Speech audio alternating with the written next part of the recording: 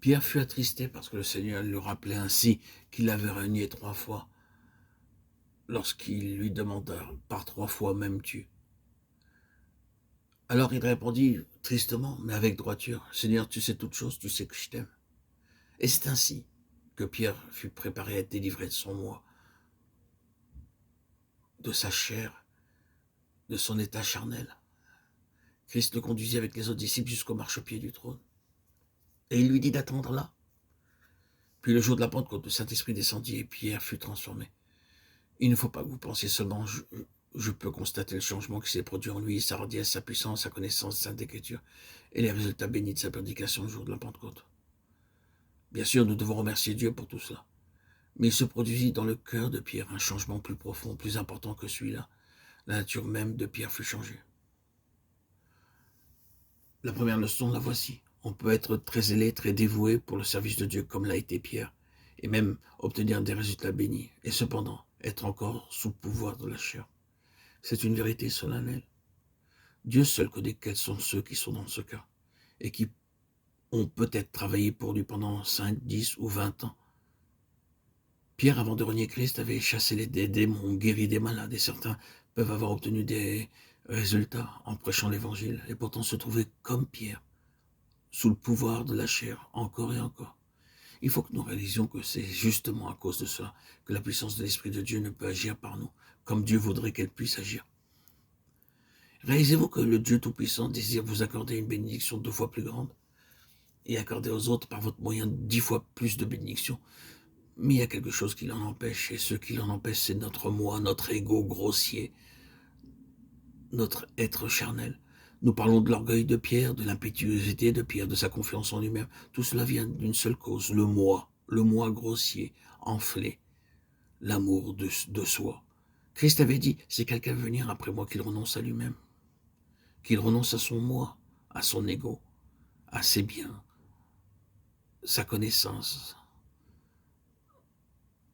tout ce qu'il est dans ses possessions, dans son être. Mais Pierre n'avait jamais compris ces paroles. Il n'avait jamais obéi à cet ordre. Et de là venaient toutes ces défaillances. Et il y a beaucoup d'enfants de Dieu, et même de serviteurs de Dieu, qui vivent pour eux-mêmes. Quelle pensée solennelle, quel sujet de prière urgent. Oh, Dieu révèle-le-nous, afin qu'aucun de nous ne vive pour lui-même. Il est arrivé à ces gens qui avaient travaillé pour Dieu pendant 20 ans, 30 ans, 40 ans, qui avaient peut-être occupé une position importante, de recevoir de Dieu cette révélation et d'en être écrasés de honte. Quelle tristesse, quelle souffrance, quelle agonie, jusqu'à ce qu'ils aient obtenu la délivrance. Pierre sortit et pleura amèrement, nous est-il dit. Et voici maintenant la seconde leçon. C'est le Seigneur Jésus lui-même qui nous montre la puissance du moi. Comme Pierre, ce Pierre charnel, ce Pierre qui accomplissait sa volonté propre, est-il devenu l'homme de la Pentecôte et l'auteur de 2 épîtres? C'est parce que Christ s'est chargé de lui. Christ a veillé sur lui. Christ l'a enseigné et l'a béni. Les avertissements que Christ lui a donnés faisaient partie de son éducation, et à la fin, il eut ce regard d'amour dans sa souffrance. Christ n'a pas oublié Pierre, mais il s'est tourné vers lui et l'a regardé. Et Pierre sortit et pleura amèrement.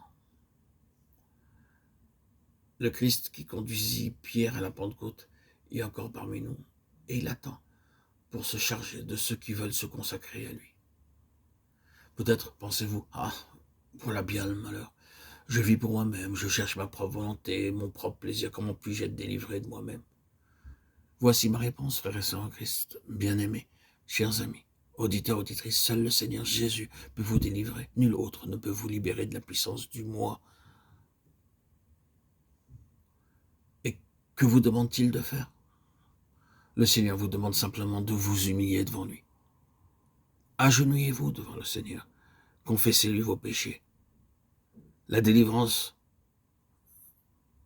vous sera accordée. Amen. Alléluia.